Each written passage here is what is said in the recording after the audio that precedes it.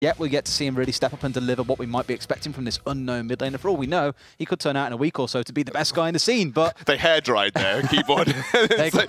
Industrial fan on the keyboard. I would love to know who spilt the water, because if it was Scudzy, you can't coordinate a glass of water. How are you going to coordinate your team? It wasn't a glass of water, it was an update issue.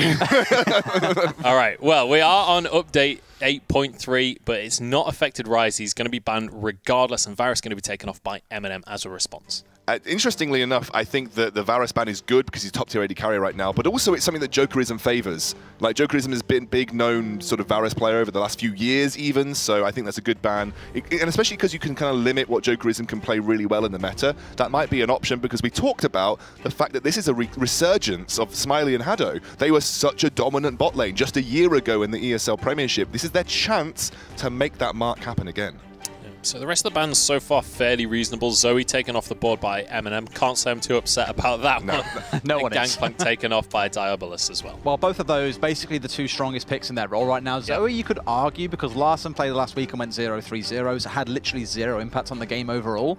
So in this case, it's more trying to ban it away from Tivity, just to go, you know what, we don't want to face off against that ourselves. Let's just remove it from the table. Gangplank is 95% presence in pro play on 8.3, so he's pretty strong right now, guys. You know, Gangplank is one of those top laners that most of the time he's just kind of this underpicked player that sometimes he's good, and then when he's good, he's like 100% big ban, like just dominates the game. It's just taking the Relic Shield alongside the Kleptomancy, I was about to say, I completely forgot the name of the rune. Taking those together, he just hits that power spike 10 minutes earlier than what he would normally. It's the same why Nasus is quite strong at the minute. Same kind of story. Gangplank.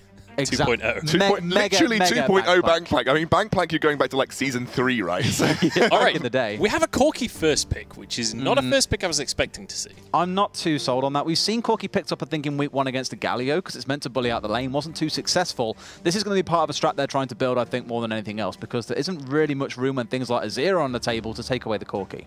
Yeah, Corki's definitely a little bit further down in sort of presence in the mid lane especially, so it feels like it's a very sort of bully mid lane. Corki doesn't really have any... safe, yeah, right? Corki doesn't have any really bad matchups. He's pretty good at wave clear. Post level 6, he's pretty good at poking and pushing waves and shoving. He's got great roam potential. Corki's like a jack of all trades mid laner, right? Yeah. And also he plays into a double AD carry potential, so there's lots of strong turret taking potential there. The siege is very high when you've got a Corki. You've seen 8.3 coming into effect here, with Sejuani receiving a very minor nerf in the early game in terms of her Q cooldown. Zac therefore rises in priority a little bit more. Scudzy clearly thinking, you know what, Zac is the one for me. Forget about that Sejuani. I think that's really important, because Sejuani had a small nerf to her Q. We didn't really get to talk about it too much. Basically a cooldown nerf. Ooh, I like this. Oh god. Wow. Now, only Angel tank player so far. Now he's getting his hands on something more aggressive, like the Urgot, a lane bully into the Nard. That's going to be a very explosive top lane. It's something I didn't really expect, I'll be honest. All right, so Sejuani has also been locked in. Finish your point. It's interesting because Sejuani, I think Sejuani is still very good. It's only a cooldown nerf on the Q. It's going to affect her early clear speed, her ability to cross walls as readily. You're really only going to use one Q in a gank early on, right? So you're not going to get a huge amount of difference in how you impact your ganks early on, but it definitely shuts down some of her clear speed, some of her mobility and escape potential. She's still very strong, especially in the late game. She's still very strong. I think here Diabolus have to ban the Braum, otherwise you have that really strong teamfight presence of the double stun procs, and it's just something you can't allow through. We've seen it a couple of times in recent weeks. It is very powerful, adds a lot to the team fight, and with the Caitlyn safety and the Nara in the front line too, they've got such a huge front line already starting to build that for MnM, they get their hands on the Braum, they're in a really good spot. Apologies about the overlay, by the way. It is the other way around. Diabolus is on the right and MnM is on the left at the moment. This is me for reading things the other way around, not even reading the player names, but there you go. That's what I meant, other way around. For Diabolus, it's looking good. I'm liking the draft so far. I really like what MnM have done here, because this is classic, right? When you don't pick your AD carry in first rotation in the double ban draft system, now you're starting to see MnM limit the pool of AD carries that Jokerism can go to. You've lost Varus, they've taken Caitlyn, you've lost Tristana and Ezreal. You know, at what point where are you going now? Like, there's a very few sort of AD they carries themselves banned Xayah earlier on.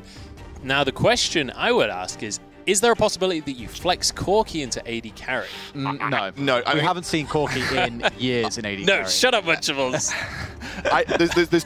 There's two AD carries I think Jokerism can go here. He can go Callista, or he could go one of the Jokerism specials, the Civic. I think it's something that he's known for. He could maybe pick up Jinx. Oh my word. I'm digging it. We saw this, I think it was last week, I want to say, in the LCS. We saw the Ziz get picked up and it was like 5-0-6. It was Vitality. Yeah, he went huge and played really well. This is far out for Jokerism. I don't think we've ever seen him play something like this before. We haven't seen him play Ziggs before in professional I don't Premiership think we've seen play. anyone playing Premiership for 6 AD carry. Beautiful. Okay, I like it. So you pick your bot lane and just go hard shove, push the Caitlyn in, maybe try and coordinate a dive with the Zac. There we go. So you coordinate a dive, heavy composition potentially, take a turret very, very, very quickly, rotate that Ziggs.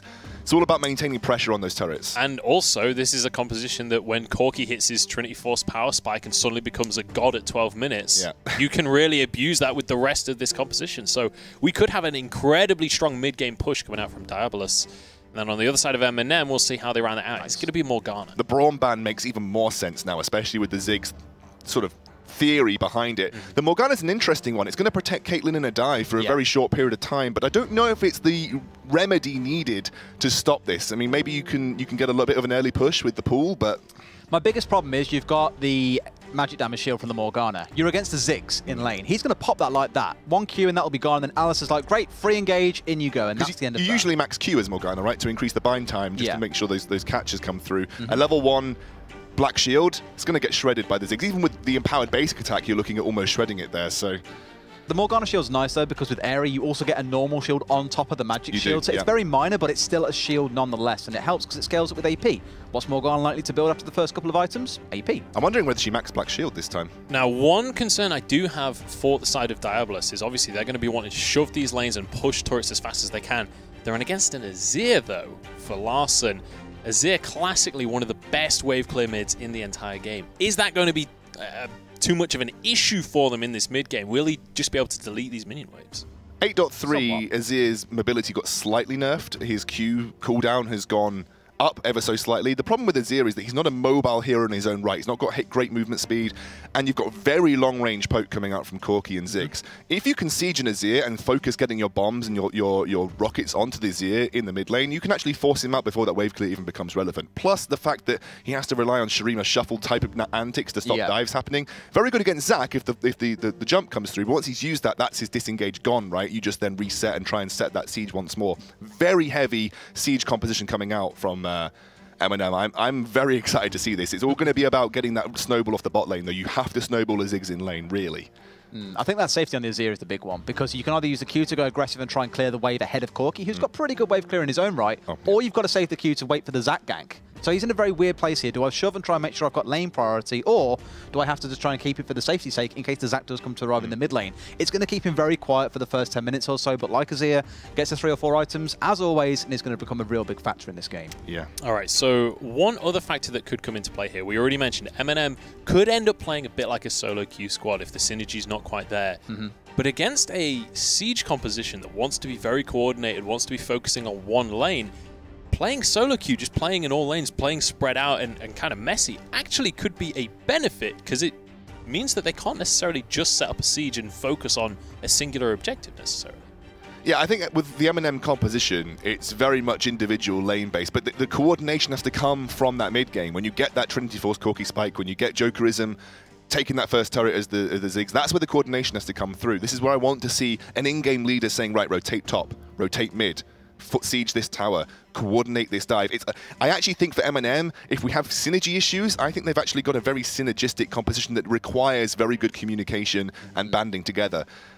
This is where the issues could creep in for them. And it's also that Zac as well. We spoke already about Scudzy in the early game. If he does well in the early game on this Zac and gets the Urgot rolling, for example, make sure the Corki's safe and puts that fear into Diabolus, that could be their way to get to the mid game and really start accelerating things ahead. All right, let's talk a little bit about this top lane matchup as well. We already talked about it as players. Let's talk about Gnar versus Urgot, though, because I can't say that's a matchup I've personally seen a lot of times. Gnar typically doesn't have too many bad matchups, though. He's pretty safe overall. Yeah, I think Gnar is a pretty safe situation. I think Frozen Mallet has already been nerfed, so the Gnar build path is, I think it's either on PTR or it's already having happened, but the Gnar build path has been slightly affected.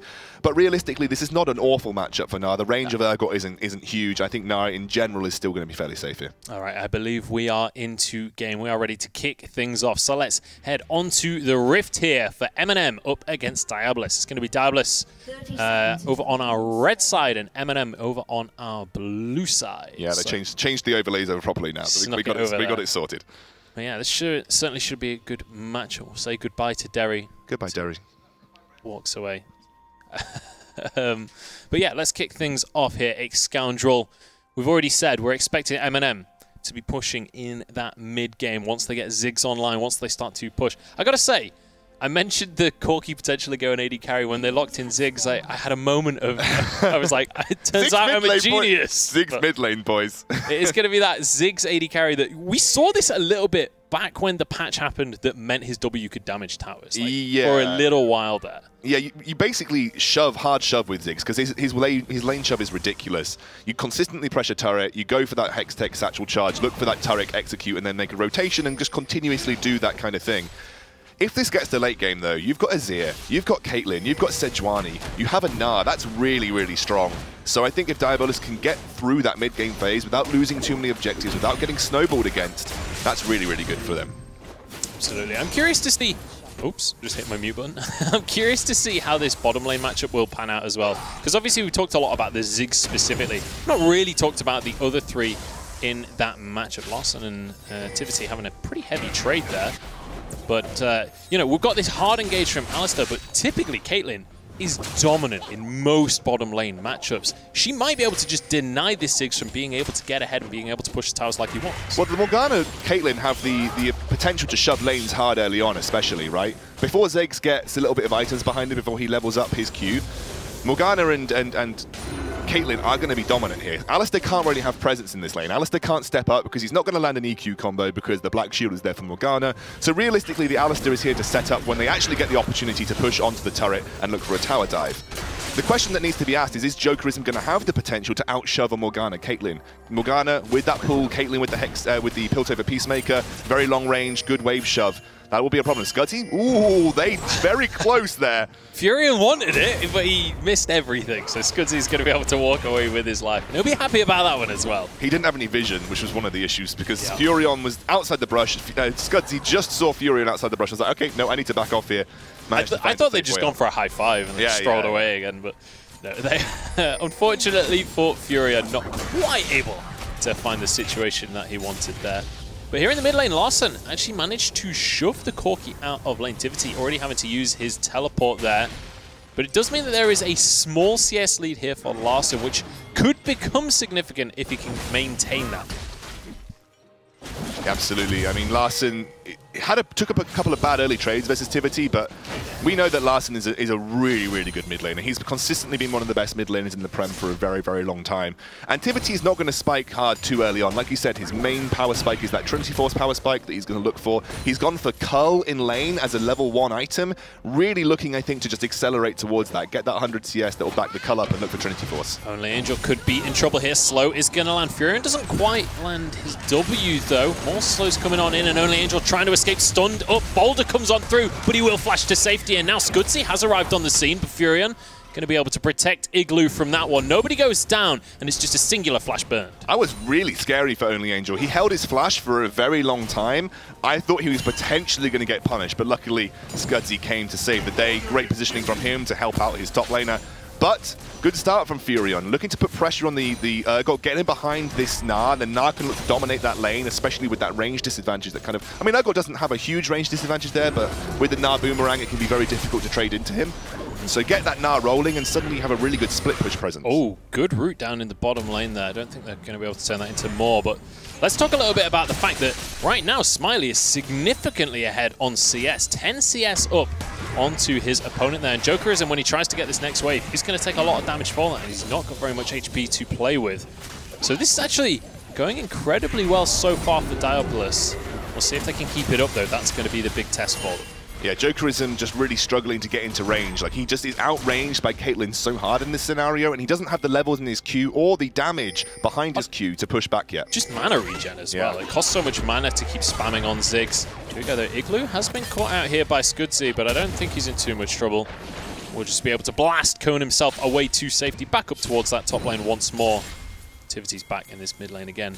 Larssen doing a very good job to try and zone him out. Tivity very low on HP. Does have his flash, but no other summoners available. What you're seeing here is one of the drawbacks of Corki as a ranged carry. He's got a fairly low basic attack range, you know, compared to some other AD carries in the moment. So Larsen's able to just zone him out with his soldiers. This is really good for Scudzy. Oh, Larssen does not get knocked up, though, and he is not afraid of Scudzy right now. He was desperate for Tivity to go in for that fight. Scudzy He knows that he doesn't do any damage, just strolls away from that one. That is a sad situation for MnM. Yeah, that was a really good dodge from Scudzy as well. So from Larson as well, Yeah. just tiptoeing around almost every ability. It was like just pure confidence from Larson the way he was positioned there. Here comes Haddo now, rotating to the mid lane. Oh, Timothy!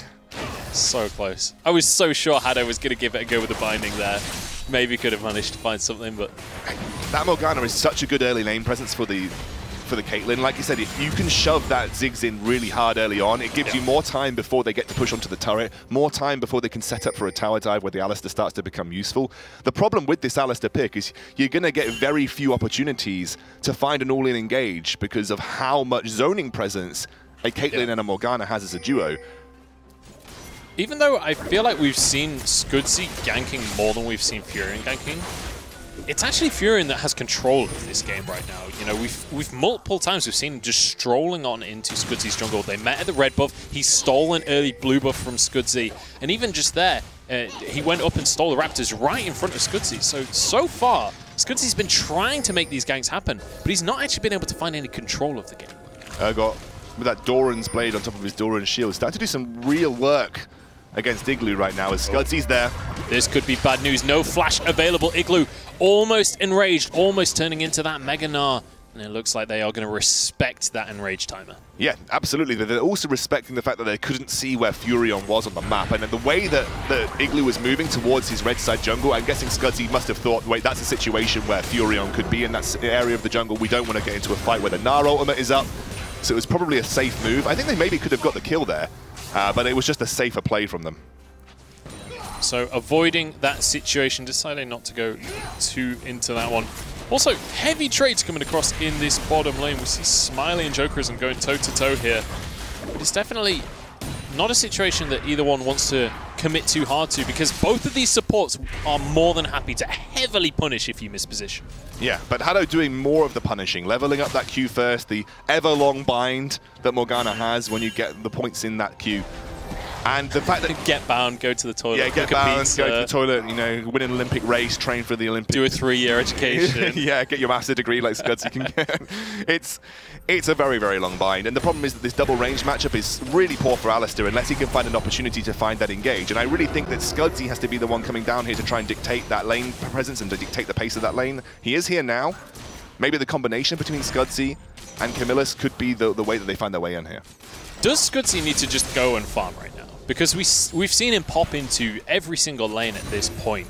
But he's actually 10 CS down in that jungle matchup because Furion has just been farming the entire time and also stealing the blue buff away from his mid laner. But this is the problem. I think Scudzy needs to impact the lanes, especially this bot lane, because it really does rely on your ability to shove that lane in and try to snowball, then rotate, take another turret, then join up with Corki, look for a heavy siege in the mid lane, try and push that Azir out. The problem is that right now... Oh, Larson could be in trouble here. Will knock Tivity away and gets away with his life for it. Tivity maybe could have flashed over that wall and made something happen, but decided not to go too aggressive. He had heal and flash up, so it would have been difficult. The Sheen spike right now is working for Tivity. Now that he's got an opportunity when he can get it. The point with the Sheen is that if you can get into basic attack range and actually proc that Sheen, the trades that you take back in your favor are not that bad. Oh, that's the punish we were talking about there. Smiley gets taken down. First blood going the way of Camillus. And that is what you talked about when it came to the Black Shield just getting shredded by this Ziggs. It just needed an opportunity for Camillus to look for, a chance to go in, land that combo and start an engage. Once the engage happened, the burst damage from the Ziggs is super, super strong. Once that Black Shield is down, there's nothing to protect Smiley on this Caitlyn. It was a really nicely timed engage there coming up from Camillus, but maybe a little bit of an overextension from Smiley. Quite possibly, and will be punished. He was trying to get damage down onto Jokerism. He saw the bind land. He wanted to really make that into something, but wasn't really able to make it happen. He actually didn't use his heal in that situation. I don't think he was expecting the damage Camillus was going to do with his passive. No, absolutely not. I just don't think... even then, he might have said, well, the passive's now going to land. So even if I do use my heal, it's just going to take one Ziggs Q to kill me. I think he's probably just saving that summoner as well. They don't need to be that aggressive on the Ziggs, though. The best thing you can do against the Ziggs is keep him under his own turret, because then he loses some of the point of his sort of presence in lane as we get an engage onto Larson. Larson still has both summoners. Flash going to be used, and there's a little shuffle away as well. But Divity looks like he wants this one. Rockets coming on through, still has his flash, jumps over the wall, but no, misses the skill shots. Larson walks away. That would have been the heal saving him anyway, I think, regardless. But that is the roaming Alistair coming into effect now. We talked about it before we got into this game. The roam presence from Camilius is very strong. That counter, or the combo, in terms of being a second jungler almost, his ability to walk into a lane and land a gank, especially with that passive, just getting a stun off as well.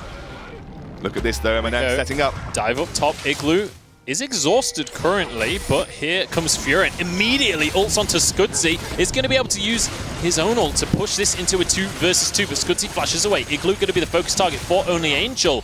But I don't think they've really got... I mean, neither side has any damage, basically. Yeah. After all of that fighting, there's like one player that's low HP.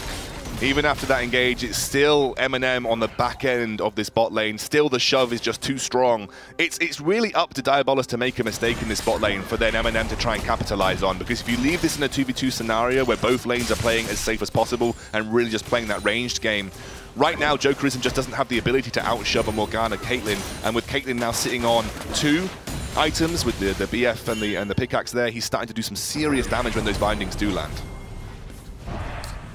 The bindings are landing as well. I think that's important to mention, the fact that Haddo has been on point with those skill shots. We've seen him land countless bindings on both Camilius and Jokerism. So definitely a scary situation when you're not able to dodge those bindings, because you can find that very rapidly you start to lose that lane. If he lands 2 or 3 in a row, that can be enough to force you back. One of the benefits that Urgot does have in this lane versus Gnar, he shoves Gnar in so easily. The wave shove from Urgot is very good, and Gnar just can't seem to respond. He's kind of constantly stuck under his turret right now, which is why I think Scudzy is trying to put pressure up there. But he needs to now remedy what's going on in this bot lane. Right now, Smiley and Haddo could be taking the first turret against the Ziggs lane, which is very, very strong for them. It's going to allow them to rotate Gnar out of lane against the Urgot, and they're going to be then having the sort of the impetus to then start making things happen on the map. They just want to get that first turret to set things off, and that's an ult in the bot lane, I think, from Jokerism to clear the way. Just to keep that turret alive, but I think he's going to have to base anyway. He's out of mana, so if they shove this next wave in, they could still take that turret potentially. Only Angel really, really doing work up against Igloo here. I think it's important to mention as well, this is something that happens in mid lane as well, is the fact that being able to clear the wave faster than your opponent actually gives you a lot of trading potential, because theoretically Gnar beats Urgot, right? Because of, in terms of a trait, his passive and his range is going to give him an advantage. But you cannot beat Urgot plus 6 minions in a trade. No. So immediately that advantage that Gnar has is just completely eliminated. And Only Angel now is responding by getting the turret of his own. Scudzy's going to come up and help secure that. But one of the problems now that you've seen is that the Caitlyn Morgana lane has already got the work done. Luckily, Only Angel's done well enough to respond, so it's not going to be an awful trade for MnM in general. They're also going to get this Rift Herald as Scudzy's now comboed with Jokerism, who made that preemptive switch up to the top lane, knowing that because they'd lost their bot lane tower, that would be the obvious choice for Diabolus to make that switch back up. But realistically, it's kind of ended in a status quo because of the work that Only Angel's been able to do against Igloo on this now. They are going to be able to grab themselves Harold the Herald, stick that in their back pockets, and potentially take a nice turret with that one as well. Scudzy going to be the one to grab the buff. We'll see what turret they opt to try and force with that. Obviously, we've been mentioning this Ziggs, the fact that he's able to really push turrets. We've seen Only Angel managing to take the first turret of the game up in the top lane. Got traded for bot. But we'll see where they want to try and focus now. Both bottom lane duos have been rotated into that top side of the map. They're starting to back now. They have a little bit of time. I think they're going to stay around and just try and clear waves against this Morgana Caitlyn once more. A couple of item spikes being hit, by the way. You've got the Infinity Edge for the Caitlyn, first item spike for her. That's going to start to set her on that path of dealing some significant damage, especially towards the late game when she gets 3 to 4 items. You've got the Trinity Force for Corki, the big one that we talked about for him. It's all about using that at this point in the game now, I think, for MnM. You've got 15 minutes, the Corki's there. But the biggest one for me is that Black Cleaver for Only Angel against no Black Cleaver from Igloo. Even with the Ninja Tabai, Only Angel should start to dominate this lane. We'll have to see if he's able to find that domination. Look at the CS lead. in that top lane matchup. 40, almost 50 CS ahead for Only Angel. That is a devastating lead to be pulling. I think we can say with certainty now that not many of us knew exactly how this matchup went, the Urgot into Gnar. I think we can say with pretty, high certainty now that it's a pretty Urgot-favoured matchup. Here we go. Igloo wants the fight, though. He wants to turn this into his own matchup, but he's been baited and outsmarted. Scudzy was there, and Only Angel chomps down that health bar. And now this is an opportunity for Diabolus to make a top lane dive happen. They saw multiple members commit to the MnM dive in the bot lane, so they want to try and get something back in return. That's a big clear coming out from Jokerism, but is it enough? I think they have done enough to secure at least no, I think this is going to go down regardless. Yeah, they'll just sit and dive this one, but the Herald is pushing on the bottom side of the map. That might actually be able to take 2 turrets unless they base very quickly, because it won't have taken very much damage on that first one. It's going to charge on in. They're not going to commit to this, but it's a good chunk of damage. Yeah, a lot of people disappeared off the vision area of the map now. And actually, you can see Tivity with the opportunity to push this mid lane in, knowing that Larssen rotated up. He got half the damage done to this mid lane tower of Larssen. So a good setup by MnM here, and Diabolus, the team that realistically we thought was going to come out on top, are really being taken to the rings here. 2/3 of a turret, take a bonus essentially on that play coming out here for MnM. So very nice situation to find themselves in. They've got a 2-kill lead as well. When you look at the gold though, we're still dead even.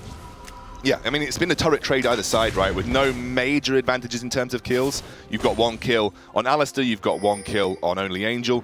But one of the things that now is a major issue for Diabolus to worry about is Gnar classically wants to spend a lot of his time in a side lane. Gnar has always been a half split pusher, half team fight champion. He's supposed to be split pushing until the point where he can teleport into a team fight as Mega Gnar and have an impact with that ultimate. At this situation, there's no way he can lane against the Urgot. He gets crushed by the Urgot. He's getting absolutely decimated by the Urgot. Urgot's also now picked up the Mercury Treads to make sure the stuns aren't hitting him as hard as well. Binds aren't going to hit him for hard if Haddo comes down too. Also, just simply the slow coming out from Gnar is less effective in that lane, so he can get better trades himself. Tivity, though, has his package available and maybe looking for a play onto Larssen here. Would be a very brave play to go that near. Ambitious. You've nearly got the static shift coming out for Smiley. Once he's got that, he's going to be able to shove waves a bit harder too. Not that Caitlyn had much trouble shoving waves in the first place, but... Man, though, when you get that one auto attack with a Q and it just insta-clears a wave, that is a damn good feeling. Feels good, man. This is actually, I think, whilst MnM have got a major advantage here, and I think a lot of this is going to come through Urgot, I think one of their win conditions now is putting pressure on Igloo, playing around the fact that you've got a very strong Urgot in the side lane. The longer this takes to get going, the better it favours Diabolus, because eventually the Urgot is going to start to go more and more even with Gnar across that. Maybe when the Frozen Mallet comes out, if that is what Gnar ends up building. That is a really, really good rotation from MnM. I think they just kind of caught Diabolus out there and take the mid lane turret for free. That's what you get when you base. When there's a Ziggs in the game, turret's gone immediately.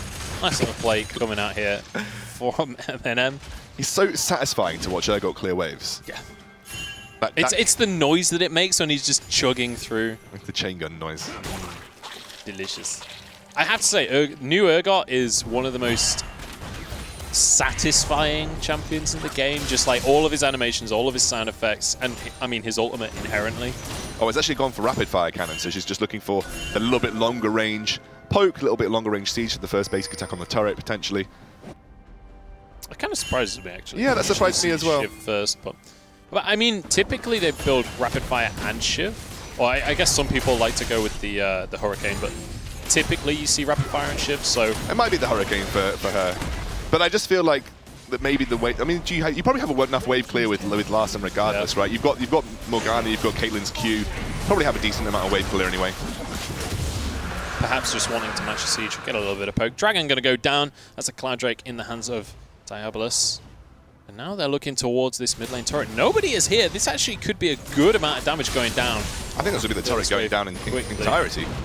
May well be. Tivity up in that top lane, just split pushing in the meantime, but I think this is going to drop. Ziggs ult could change that though. It's not quite killed enough minions, but I think that Camilius being there has been enough to save this, and now Zac goes in as well. Haddo flashes himself to safety, but still gets stunned. Larssen coming in from the side.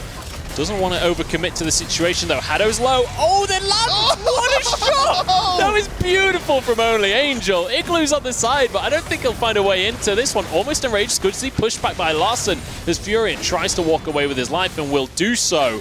It's a 1-for-0 trade in favor of MnM, and the turret survived. Wow, only Angel threading the needle there. What a great defense what from a MnM. shot. Scudsy's not done yet. Scudsy wants to go in Here further. we go, double knockup coming on through. Igloo is the focus target, but he's about to enrage. Gets a bit of... No, he doesn't even enrage. No time for enraging. Delete. This is what MnM need to do. They need to continue this pressure. They need to snowball off the back of their item spikes that they've got right now. They have a massive, massive period in the game where they're going to out-trade and out-damage the majority of the Diabolus roster. You have a very strong Urgot. You've got an almost 2-item spike Corki. Right now, the Haunting Guys is a massive boon for the Ziggs as well. Just keep looking for fights, keep looking for Scudsy to engage, and you could potentially walk away with this game before the 30-minute mark. That is that siege we were talking about. Another turret gets taken down there. The Ziggs damage just finishing off the last third of its HP. And walk away with the situation. Let's bear in mind as well, nobody has died yet from MnM. When it comes to these teamfight situations, they've been looking fantastic. Yeah, no, really have. And this has been really calculated. They've got the long-range pressure as well. There's not really many ways to negotiate your way through that front line that MnM have of both. Realistically, the Alistair and the Zac, there's lots of CC to bar your way through. Zac can kind of just jump over as they give away that mid lane turret, but it's a small price to pay. Zac can just jump over the majority. Like, once you've used that Larson ultimate, there's not much else to stop Zac kind of finding a way in with his elastic slingshot. So what they want to do is they burn that Larson. They burn that Larson ultimate because obviously they've got great poke, because eventually Larson's going to have to do it just to ward people away. Then you use the Zac in that time period where the Larson ultimate is down to find an engage onto someone. You take a pick, you then snowball that into a turret, you snowball it into a global objective. That's really, really strong sort of play coming up from MnM to do that. And they know that Larson is only the barrier right now, because Gna's not even tanky. Gna is just so far behind. Yeah. In terms of his ability to act as a frontliner, that he's just getting blown up at this point. Well, aside from boots, he's literally only got Black Cleaver as the tier 3 iron. Yeah, and he's working towards probably a Banshees or a Spirit or something at the moment now. He didn't even bother going for the Frozen Mallet, knowing that he's unlikely to be able to sit in the side lane at this point. Yeah, so unfortunate situation for Igloo. That's been found by Only Angel here as well, but going to be able to dodge away from some of that damage. But again, these trades do not go so well for Igloo. I say that actually. He was tagging a full minion wave there, Only Angel, so didn't go as nicely as he'd wanted. The hyper damage is starting to scale up on the Gna, though. You are hitting, what, level 13 on him now, so he's starting to get a bit more damage coming out from his W. The Black Cleaver is actually a huge deal as well, because the longer those trades go on, the better it is for Gna, because he can continue to kite and do more with each boomerang, more with each auto attack. And you can see that Urgot is actually, this is one of the things that I thought would happen, is that Urgot is a fairly slow champion in general. You know, he's going to be trying to chase down this Gna, who's got multiple ways to kite him away with the hyper. He's got multiple ways to kite him away with his bounce. You know, it's lots of things that this Urgot's going to struggle with. Here we go, Camillus has engaged. Igloo getting onto the back line, though, jumping straight on in, stuns onto Jokerism, who ults on through, but Diabolus manages to get 2 kills for themselves, and there's not a lot Jokerism and Scudsy can do about it. Yeah, now they're going to go straight onto the Baron. There is still the Ziggs alive right now, so there's lots of long-range damage that can be done here. They can potentially poke them off the Baron. But this is going to be a very quick attempt at Baron if Diabolus go for it. They choose to back off because Urgot's made his way over as well. A good defense, but realistically, if you look back at that fight, that was a massive split from MnM. They were looking to all-in Furion on Sejuani. Like, they expended so many resources to try and get a stun with the Alistair onto the Furion.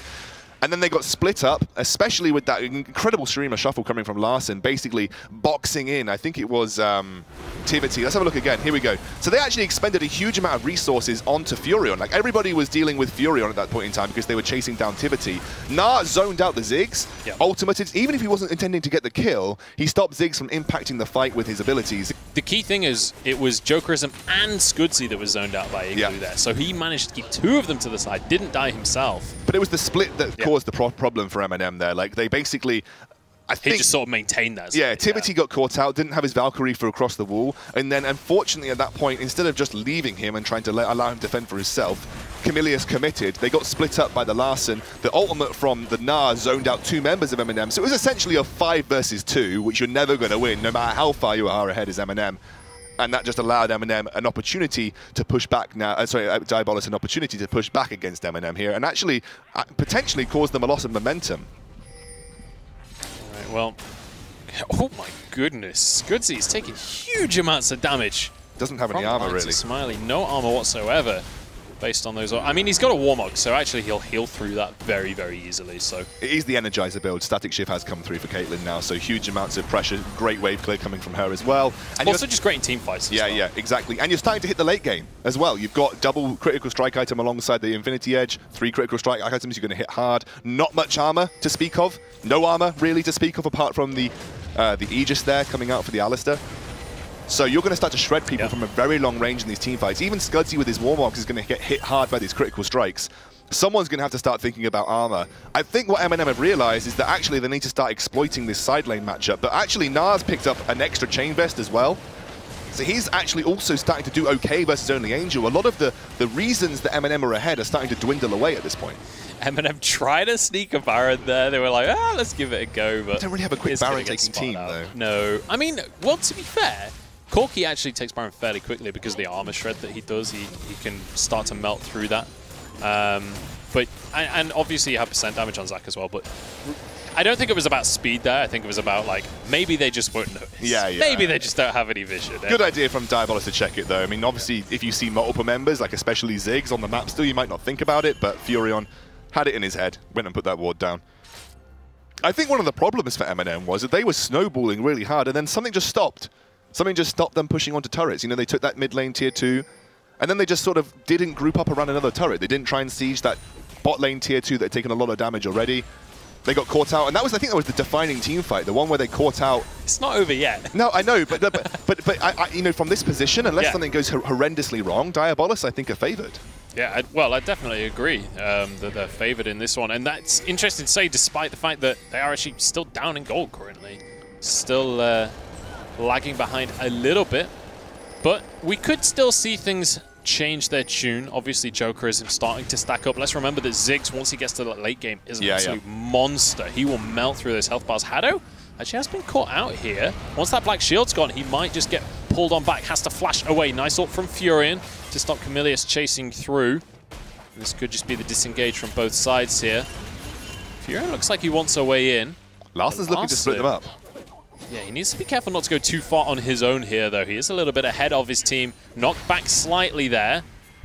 Teleport channeled right here from Igloo. He's going to rejoin the fight once more. Zac tries to get in. Scudzy wants the fight. Smiley pulled away. Will flash backwards as well. Really good. Right in the middle of everything right here, trying to get the CC, but there's no follow-up from the rest of the team. Igloo still not even close to that Mega Gnar, so they will just have to back away in that situation. Oh, it was such a good engage from the Alistar, but like you said, very little way to follow up. The Elastic Slingshot was on cooldown, and the rest of MnM were too slow to follow up on the Alistar.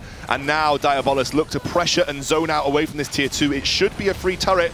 Only Angels looking for an aggressive play here. Oh, here we go. Oh, no! Zac jumped into the Gnarl. That's hilarious. They are going to be melted on down. There's no way out for them right here, but actually the health bars are very low. Tivity trying to throw damage out from the side as well. Only Angel seems to still want that fight, but needs to back away in the end. Smiley will be able to just grab some vision of the Baron area. Whew, these fights actually are exceptionally close between the two teams. Yeah, especially because not many ways for Diabolus to pressure Jokerism. If you don't have that Gnar engage, you have lost your Sejuani ultimate, you're not going to get a good Shurima shuffle. There are a few ways to put pressure onto Jokerism, and MnM say, well, you're low, we're going to go for Baron. This is a dangerous situation for Diabolus. They have such low HP bars, and MnM want to force a fight. Zac goes in, Scuzzy trying to find that engage, but actually, he's been rooted up himself. Could go down here, but they can't follow through with their damage. That was beautiful from Diabolus. Stop the Baron attempt and nobody dies. You might think that that Larsen ultimate didn't look as impactful because it didn't really hit anyone in particular, but what it did do is it created a wall that the rest of the MnM lineup couldn't actually pass through. They'd used that elastic slingshot, they kind of got zoned away from the wall. You can't get through that wall unless you specifically look for an opportunity to flash over it or whatever, or get around it in some way, shape or form. So it created a zone that was really the only entry point that MnM had to that fight, and it disengaged perfectly. The only thing that I think Diabolus wanted to achieve with that engage was stopping the Baron, and they did. Yeah, absolutely, for free as well. Nobody going down. That's the most important thing in that situation, because the whole Baron attempt was based on they're super low, they need to go back to base, but forcing the issue and making sure things happen just nicely for them. Larsen has been having one heck of a game on this Azir. I've been very impressed by his control mage play so far in this matchup. We'll see if he can continue that as we head towards the late game. Now 30 minutes in the game. This is where things can go very wrong very quickly for a team. almost at the Rabadoodle spike as well for Jokerism. That would be huge for him because you see how much impact he's having in these fights. And like we said previously... Only Angel's caught out, and look at the damage coming on through. Easy kill for Diabolus. That's going to be picked up by Smiley. And Baron is on the cards. They already have vision control. There are a couple of wards there, but not close enough to actually spy out the Baron. Just that they're going to the area. I think it's still fairly risky because of Jokerism and without a really easy way to get onto him. He'll go down exceptionally quickly, though. Already half HP. Scudzy wants to find a way into that pit. 3,000. Can he find the steal for himself? Still on 2,000 HP. Hado low, so is Larson. There's Camilius taking up a lot of damage from Igloo. He's starting to build that rage bar, but still very low currently. Oh, look at the damage that they've taken already. Both of these teams managing to hold each other at arm's reach, stop any Barons happening, but keep themselves alive. I think the question for Diabolus, as we've talked about previously, is Jokerism's getting to late game zigs. Like, single bombs start like half hitting people at this point in time. Who deals with Jokerism? How do you get Jokerism isolated? How do you get Jokerism in a kill position other than a Sejuani ultimate, a Gnar ultimate, or a Shurima shuffle? A Shurima shuffle, right? You don't exactly have a support that can run in. Whoa!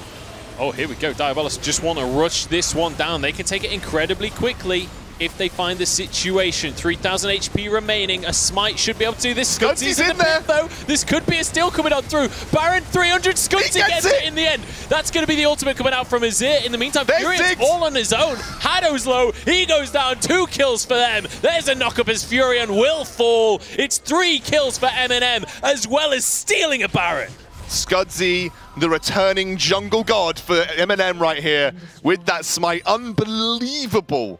But also, Diabolus doing a Baron with no major advantage against a Ziggs as well. Ziggs got so much work done to the backline because, again, that's the perfect position for him. Everyone's grouped up in a pit. Everybody can get hit by these AoE splash from the bombs, from his ultimate. The Hextech minefield is even more impactful too. Watch the smites here. Everyone disengages from Diabolus, and then the smite comes out early from Furion.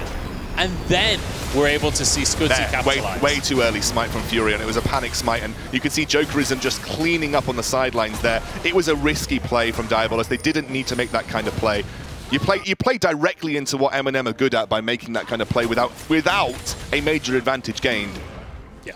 And now it's in MnM's court. What can they do with it? If MnM weren't good at sieging yet, they're now very good. They now have Barons. So yeah. Things just got very, very scary for Diabolus. If you're a Diabolus fan watching at home, you need to have your hands together in prayer right now because this is a dicey situation. Mora Mamwati is coming out from next to Smiley as well. He realizes that Jokerism is a real deal for him at this point in time. The magic damage from the Corki, the magic damage from Jokerism, he needs to have some layer of defense against that. Otherwise, you know, if he mispositions slightly and a stray bomb hits him in a team fight, that's basically half his HP down. Here we go. Only Angel caught out. This could be what Diabolus need to get themselves back in the game. Teleport channeled though. Tivity's going to join the fight. Only Angel doing huge amounts of damage. Look at that from Look Sejuani. at that stun immediately. Tivity having to pull himself to safety. It's like Only Angel took almost no damage from that situation, especially because it was in Mega Gnar form as well. You really rely on the hyper damage to do some serious late game damage as the Gnar. So in Mega Gnar, you're really just there for utility and stuns.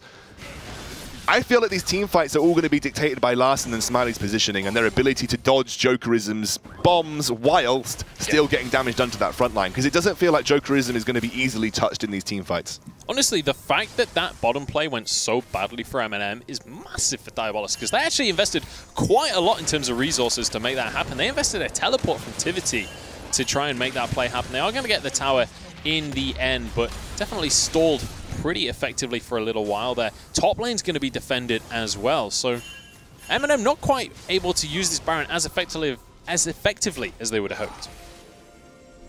And I kind of mentioned that I thought Diabolus was favored, right? Obviously not the case. I think in my head, the way that I played this out was that these team fights would take place, the engage would come through from MnM, you'd get a disengage from Diabolus, they'd take the front line out pretty quickly with the Caitlyn in the late game. Maybe when she gets Last Whisper, which she's just picked up now, she can start doing some shredding. But I kind of forgot about late game Ziggs. Like, late game Ziggs, he's about to pick up Void Staff, another major item spike for him. The key thing is, we were talking so much about tower take Ziggs that we forgot that he actually is a champion with other things in his kit as well. He's just good late-game team fighter as well. And you actually have the AD carry substituted in with the Corki, right? So you still have the ability to have a functional AD carry in the Corki. Also, we talked about Azir's wave clear. Maybe that could be an issue for tower taking, but Ziggs is the king of stalling out games. He's like the ultimate, you can't end unless you have Baron champion. Another, oh my goodness, just got things, going to take away the dragon. No one in the region, although Igloo. You can't catch Only Angel with a Cloud Drake on his side. Ha-ha! Here we go. Oh, he actually dodges everything. That was beautiful. Only Angel flashes to safety. Man, people say Cloud Drake is the worst of the Drakes, but Only Angel disagrees. It's going to be a free turret in the top lane as both Camilius and Jokerism go up. I think Camilius can just tank this. They should be able to execute it with the Hextech Satchel as well. There we go. Easy game. Easy tower, easy life is, I believe, the phrase. I think that's true. I've heard that phrase on multiple occasions. Have you? Yeah, absolutely. Was it me that was saying it each time? I was just reinforcing your ego. I appreciate it, mate. I appreciate it. So, all of the tier 2 towers now gone down. Little replay of the fancy feet coming out from Only Angel. I mean, Diabolus didn't expend a huge amount to get that. They didn't burn any flashes or anything. They didn't burn any ultimates, but still, it was fancy footwork regardless. Yeah. It was just Cloud Drake being pure value, my friend. Pure value. I just trying to figure out now how Diabolus win this, and especially when Jokerism is so close to that Void Staff spike as well. I mean, that Void Staff is on Corki, so Corki's got his magic damage penetration coming through. The Void Staff on Jokerism, that should be... Oh, this could be how Diabolus will win it. Scutzy goes in. So close to going down in that situation. That's the last Whisper Spike for Caitlyn coming through there. Now she's starting to get the armor shred. She's starting to actually kind of get through those frontline defenses. Scutzy apparently just adores the item Warmogs because he keeps on going with super risky plays, getting away on minimal HP, and then just watches his health bar go back up. I mean, who wouldn't? Warmogs is so cool for that. Like, you just literally regen your HP. Everyone has... I'm playing Garen's. Everyone has Garen passive, basically, when you have Warmogs. It's fantastic. Oh, God. What a ridiculous item. Never mind. I wish it was that good back in the day. It was decent back in the day. It was... Well, but it was just the pure. It was just the pure health item, wasn't it? Yeah, it used to stack, and you would get more health for each minion you've killed. Rip Warmog's Force of Nature. Rip. That was the day. The dream. That was the day. Heart of Gold first item. Yeah. Oh. What was it? What was the critical strike item that gave you gold? Avarice Blade. Heart of Gold, Avarice Blade, Philosopher's Stone, Gangplank. That was my favorite. Support Gangplank. Classic Gangplank. So Smiley's now got that spike. I think he's got Lord Dominic's Regard online now. So, that ability with the Leandries coming from Larson and Smiley combining together, if they do get the opportunity to disengage properly and pick off some of the front line, they have the ability to shred the front line now. That's the only way that I was kind of thinking how these team fights would go in their favor. You have two really good late game carries in the form of the Azir and the Caitlyn. You put them together, you can shred that front line. But then you have two really good long range late game carries in the form of Ziggs and Corki, who do insane damage from range. They have to hit their skill shots, but in these clustered team fights, it's pretty easy to hit your skill shots onto at least somebody. You just need that front line to tank it for you. I think Nah needs to get a bit tankier to make that happen too. Yeah, he does have that Gargoyle stone plate though. Yep. Scone plate? Scone plate. Oh, I could do with a plate of scones right Could now. you? Afternoon tea with Nah? I mean, we're getting beyond afternoon at this stage. It is 6 PM. Should be scones for dinner at this stage. I wouldn't mind scones for dinner. Yeah, there are worse things. Anyway, back to League of Legends. So I think for Diabolus, the game plan in teamfights is you just try and ignore Ziggs. You're never going to get an opportunity where you're never going to get an opportunity where you isolate Ziggs, right? There's too much CC for you to get through. There's too much in terms of barriers for you to cross to get Ziggs isolated. So you have to deal with that front line. Like you can see right now, lots of these tanks are now starting to get shredded on the side of MnM. So if they make one wrong foot and don't get the engage that they want, I think their frontline tanks are going to die pretty quickly. I mean, we've seen frontline tanks dying pretty quickly across the course of this game. It's been pretty brutal, frankly. But we'll see. Baron is going to be started here in this situation. But actually, they don't start the objective just yet. Just prepping it, getting some vision control, making sure that they're on top of the situation. Only Angel in the bot lane. Look at him right now. He's got Righteous Glory, Frozen Mallet, Black Cleaver. He's got the works right now, and he's pushing that lane like a madman. Oh, here we go. Flash forward. Scudzy goes into the backline immediately. Hado actually shielding himself in this situation. Oh, Smiley, look at the damage from Jokerism on the Ziggs. Iglu's on the backline, but he's nowhere near enraging yet. Furian's going to be the next target, and he's just going to be absolutely chomped on through there. Only Angel using that ultimate. Hado, I mean, he lands a bind, but it's not really going to do a whole lot. This is going to be a Baron for MnM. Yeah, nothing to stop it here. Smiley still had flash. There was no way that he could reposition. I think he got engaged on, and the problem was there for Larssen is that Larssen made the move to go to the side through the river. If we get a look at the replay in a second, well, hopefully we'll see it, but Larssen actually was forced to move away from the rest of his team. So then Emperor's Divide wasn't having the ability to disengage for Smiley as well. So Smiley was left in no man's land. Let's take a look at this. It was an engage from Scudzy that forced Larssen the wrong way. Larssen went the wrong way, but at this point, Caitlyn was just absolutely chain CC'd. Maybe you could argue there was nothing that Larssen could do in that situation, but if he maybe dodged towards Caitlyn, then Emperor's divided the entire team backwards. She still had flash, he might have got away from it. I mean, he could have even just ulted immediately. Yeah. Right at the very start of that fight, stop when both Zach going in. Yeah. and Alistar are going in, just Emperor's Divide immediately. Could have denied the entire situation. I think you're right. I think if he had Emperor's Divided the Zac E with the reactions to do that, that might have actually saved Caitlyn with the flash. Because then Urgot would have been isolated as he teleported behind the team. You probably could have just blown up Urgot as you repositioned. Then you didn't really have any engage left because the E from the Zac is the really main form of engage in terms of long-range engage coming from MnM. Definitely maybe a mistake on Larsen's part there. Oh, we are going to see the Elder Drake spawning onto the map, and MnM are well aware of the situation. Immediately looking to grab that one under their belts. It's just a Cloud Drake for either team, so it's actually just the Elder Dragon buff that's a significant advantage from that one. But the true damage is definitely going to be, when you've got the Ziggs on your side, that's going to be pretty great. That's going to be pretty horrible to see, to be honest. And obviously you've got the potential to make incredible sieges happen at this point with the Baron too. And Corki as well. The amount of poke damage that these guys have is terrifying. You might be able to dodge a wrench, but can you dodge a very high velocity rocket and a bouncing bomb at the same time? I mean, that is what they say. That's another one of those classic phrases. A common quote. Can you dodge? Oh my word! The damage from Larssen. Yeah. That was Caitlyn and Larssen combination there. Well, I mean, no vision here, and the lesson, kids, is build armor because Camillus doesn't have it. That's why it hurt. He's got a little bit in the. He's got a little bit in the Solari. A little bit. A very, very little bit. Yeah. Here we go. Furion just trying to walk forward, just desperately trying to clear these Baron minion waves at this stage. But I still, you know, even despite all this, I still think this feels like it could go either way in these team fights. It still feels the scenario where if MnM don't set up properly, is that's an engage. Iglu caught out there. The damage coming out is terrifying from Tivity, but it's not quite enough to finish off the kill. We still could see a reset. We still could see a fight coming out the way in favor of Diabolus. Nice shield coming out, stopping Scudzy from picking up his AD carry there. Hado flashes back, heal from Redemption. This is going to be the turret going down in favor of MnM. Can they turn it into an inhibitor? Will be the question. Only Angel rooted up, taking a good chunk here from Smiley. Smiley is the deadly force right now for Diabolus. If he can just consistently auto in these fights, they can still win. Yeah, Larssen got zoned out very early on there by the Ziggs bombs. That's the Redemption coming through. The Redemption's already been used by MnM.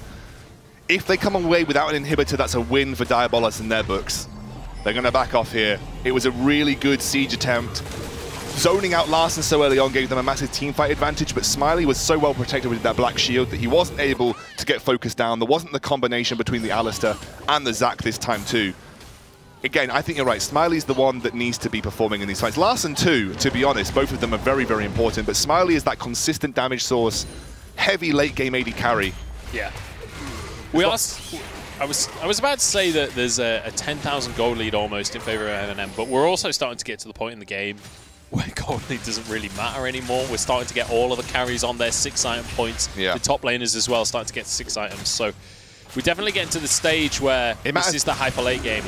It matters the most for Furion and Scudzy, really. That's the major differences that you're going to see. Like, Furion is really the main front line here for Diabolus.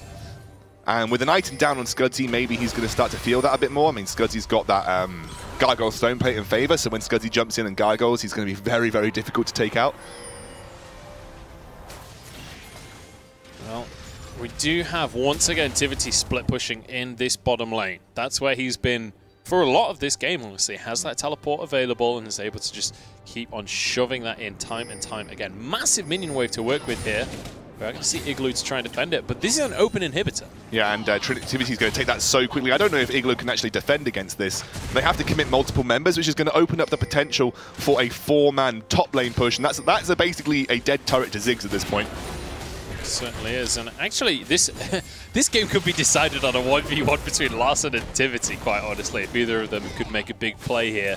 Something that we haven't really touched on, by the way, is I think that's just going to be a dead turret, like we said, is that we haven't actually seen that much 1-3-1 from a double teleport composition because it's been so heavy team fight in a way for MnM so far. There hasn't been the opportunity to sort of exert too much 1-3-1. Certainly hasn't, and even this isn't 1-3-1, this is a 1-4. Scudzy maybe can find a way to engage, but he's been warded out here. He's going to find it though, going towards Haddo. Look at the damage onto Scudzy! Scudzy is just so squishy. It's kind of unbelievable how much damage he takes from Smiley. In the meantime, this 1v1 down bot is still going on. Inhibitors at half HP. If they can just maintain this though, they just need like a singular Sheen auto attack on that inhibitor each wave and it'll be gone in a couple of minutes time. Scudzy's very happy, by the way, to take that damage because he does have the Warmog. So as soon as he just leaves combat, as long as they aren't able to capitalize on it, he's just going to leave and be happy at full health in about 10 seconds. All right, everyone still on the defense here. And this is such a tricky situation for Diabolus because what is the goal to win right here? How do you stop this siege situation from happening aside from people just backing away from objectives because Baron's about to spawn? Like, they don't actually have that much hard engage to make things happen with, and they don't have the vision control to flank. The problem is they are kind of reliant on MnM making the move and it going wrong. Like, they are so reliant on MnM's frontline engaging, not getting the objectives that they want, which I think is really to lock up Smiley, and then MnM finding the opportunity to then take that frontline down very quickly with the Leandries on Larssen, with Smiley doing that kind of damage to the frontline now with his Lord Dominic's Regard online. That's kind of what I feel that Diabolus are sort of reliant on. They are a reactive team at this point. They can't make proactive plays because they kind of play directly into what MnM want, which is bringing Caitlyn closer to them. They don't have enough CC to buy enough time to stop Caitlyn being a target in these fights. So they are reliant on all of the engage from MnM being used and then them falling off because they didn't get what they wanted from the initial engage. See if those engages are going to go south, whether those engages are going to be what they need to in this one. But this has been a long game between these two teams, already heading towards the 50-minute mark. And I mean, neither team has more than tier 1 towers. There's just a singular tier 2 tower left on the entire map right now. They lose their inhibitor, by the way. Here we go. Engage could come on through. Furion will be stunned up here. Oh, what was that interaction? Frozen in midair. Furion still survives for now. Larssen finding a fight in the backline, but the flash avoids the Shurima shuffle here. Jumping on in. Igloo trying to build up that rage bar. Almost finding his way in there, but won't quite be able to turn into Meganaught. What Diabolus are struggling with now is because they don't have that reliant hard engage to get through all of that front line from MnM, is that they're getting torn apart by a double teleport. Larssen cannot commit because he's such an integral team fight point for Diabolus that this is it. Diabolus just have to force something because they know that they're never going to win in a 1-3-1 engage. Here we go, trying to get damage onto Only Angel. He flashes away. So many flashes have been used in the last minute of this extended fight. Now, back onto Only Angel. Oh, look at that! 4-man knockup from Camellia. Scudzy comes in as well. That's going to be one going down immediately. That's a kill for Only Angel. It's going to be traded, but Zac passive comes on into play. Double kill with a single rocket. Tivity doing the damage. Igloo flashes away. There's a bomb. Smiley dies to a meteor. Igloo, the only man remaining. He might just be able to get away with his life, but it might also be the game. I don't think it might. I think it just is game now. That was ridiculous from MnM. Diabolus felt they had to force the issue. Furion did not have his ultimate up, which would have been integral in that fight. They needed that ultimate up on the Sejuani to capitalize on that initial engage onto the Urgot, but they couldn't. And this should just be game for MnM. This is definitely going to be game coming on through. The damage from Tivity and that last teamfight was huge. The meteor kill as well from Jokerism was just beautiful to see. And after all of that, it is going to be MnM taking the game 13-4, but I have to say, it felt a whole lot closer than that score would indicate. Yeah, that was a really close game.